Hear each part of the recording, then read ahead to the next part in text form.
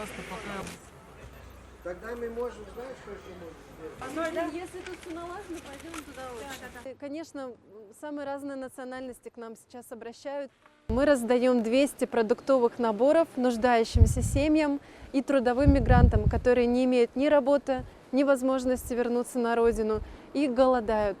После открытия горячей линии к нам хлынули просто потоки обращений десятками, сотнями, тысячами. Я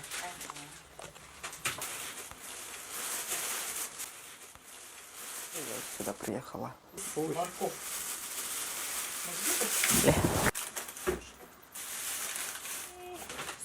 Да, делать. Легче, чем у нас, потому что у нас нету таких врачей, у нас нету такого этого.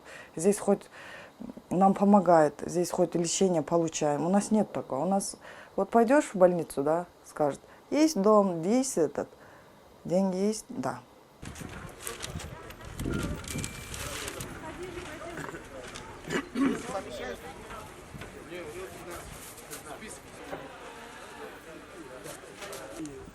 Там в основном мигранты. Мигранты.